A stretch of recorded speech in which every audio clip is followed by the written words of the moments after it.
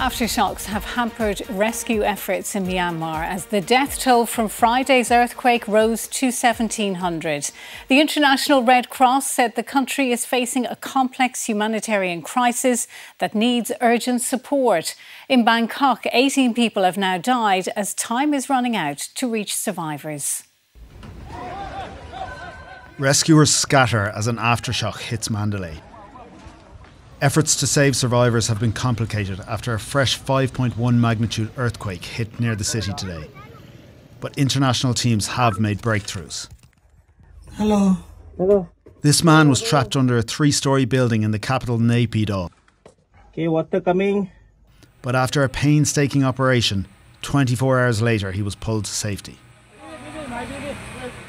This woman and her child were pulled alive from the debris of a hotel in the Mandalay region. At this monastery, 180 monks were sitting an exam when the building collapsed. Chaw Sui's brother is among the missing. I wonder whether he's suffering, whether he's waiting for us. I want to see him, she says.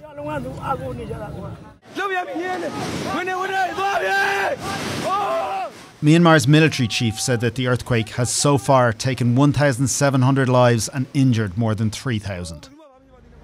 The UN said there is a severe shortage of medical supplies, and the Red Cross said the country is facing a humanitarian crisis, hampered by damaged roads and bridges in a country already ravaged by civil war. The exiled opposition announced a 2-week pause in fighting, but it's not clear if all sides will respect the ceasefire. In Bangkok, distraught relatives looked on. More bodies were retrieved from the scene of the collapsed skyscraper as the key 72-hour window for finding survivors is running out. Fergal Gallagher, RTE News.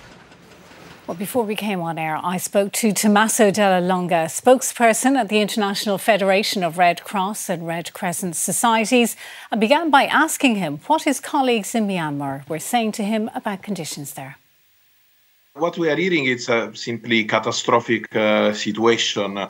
From one side, of course, there is still some hope in finding people under the rubble, so the search and rescue efforts where Myanmar Red Cross is on the front line. But then, of course, we are talking about a situation where infrastructure not anymore there, buildings are collapsed, electricity and telecommunication are big challenges. So even, all this humanitarian response is very complicated, and the area hit by the earthquake was already vulnerable, because it's an area that was hit by the typhoon and flooding almost a year ago. Nowadays, it's 42, 43 degrees, and just to mention, last year, heat waves killed people, and then a monsoon season is around the corner. So we are already looking into housing, shelter, water, sanitation, and health will be very critical for the people who are survived the earthquake. Given the damage and the difficulties with communications, have you any idea at this stage of the scale of the aid operation that might be needed in the weeks and months ahead?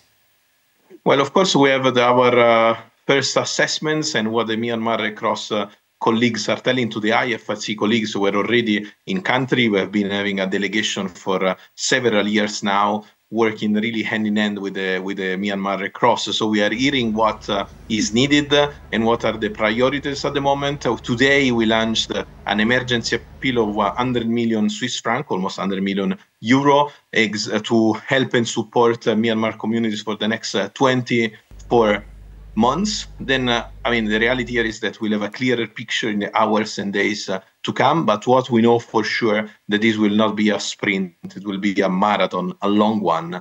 And Myanmar communities will need solidarity from the international community, not only for the weeks to come, but for months and probably years to come. OK, Tommaso Della Lunga, spokesperson at the International Federation of Red Cross and Red Crescent Societies. Thank you for joining us tonight. Thank you very much.